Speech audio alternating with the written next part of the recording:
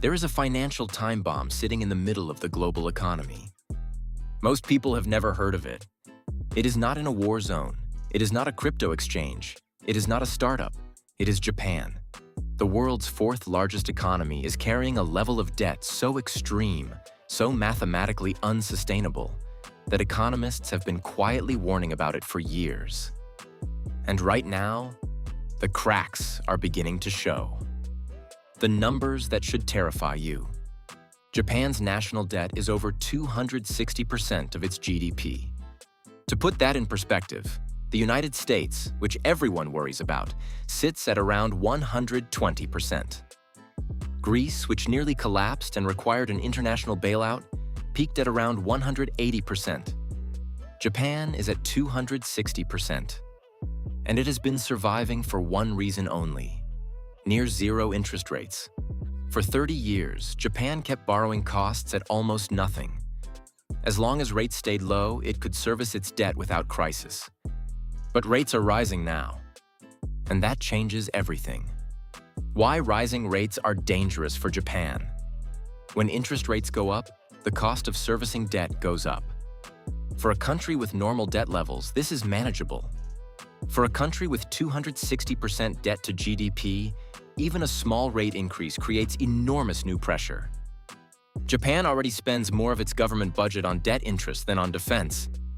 If rates rise significantly, it faces an impossible choice: raise taxes and crush an already fragile economy, cut spending and trigger social and political crisis, or print money and risk the kind of inflation that destroys currencies. There is no clean option, only degrees of damage. Why this crashes your portfolio. Here is why this matters even if you have never thought about Japan. Japanese investors, particularly pension funds and insurance companies, are among the largest holders of foreign assets on the planet.